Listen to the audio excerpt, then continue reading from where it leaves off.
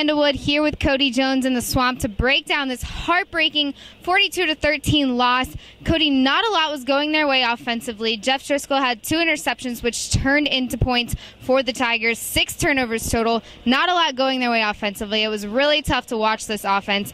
Cody, what happened here, and can this offense come back from something like this? It's going to be really interesting. This is obviously the perfect time for a bye week to then have 2 weeks to try and figure something out offensively. But Muschamp, I think, kind of hit on it that they don't really know where to go at this point. I mean, they can't drop back and pass protect. Obviously, we saw that tonight when they tried to drop back and throw the ball deep. The offensive line, which I think has played pretty well so far this year, was a disaster tonight, and they couldn't give Driscoll or Harris any time back there. So now you start figuring, where do you try to go from here? I think they need to make a decision whether it's Driscoll or Harris at this point, and just try to feed this offense around one of them for the next 2 weeks of preparation for the Georgia game. But there's no doubt. There's a lot of question marks really at every position on that offensive side of the ball now, and it feels like something we've been saying for 4 years now. So it's really just kind of interesting heading into this bye week where they do go, because there are a ton of questions they need to answer. Right, it's starting to bring back a lot of the bad memories from last year's bad season.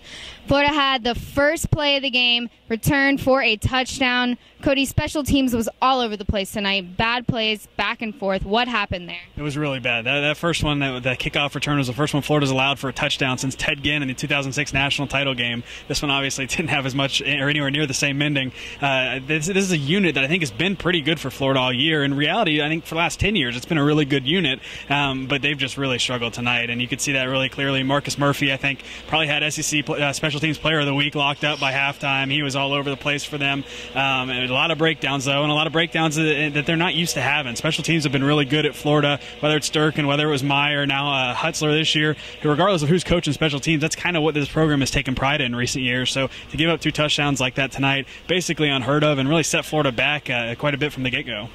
Right now, if there is a heart beating on this Florida football team, it is the defense.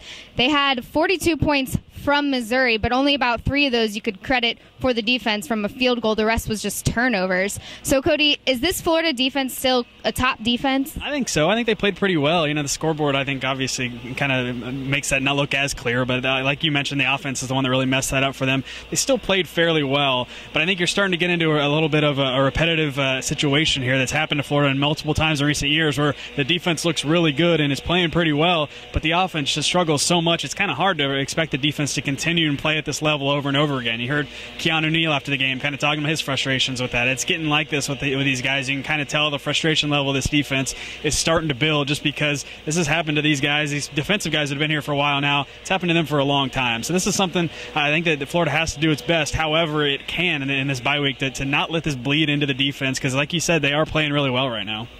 Right, well, they get to rest up on a bye week next week, and we'll have you covered for everything right here on FightingGators.com, so keep it locked. For Cody Jones, I'm Amanda Wood.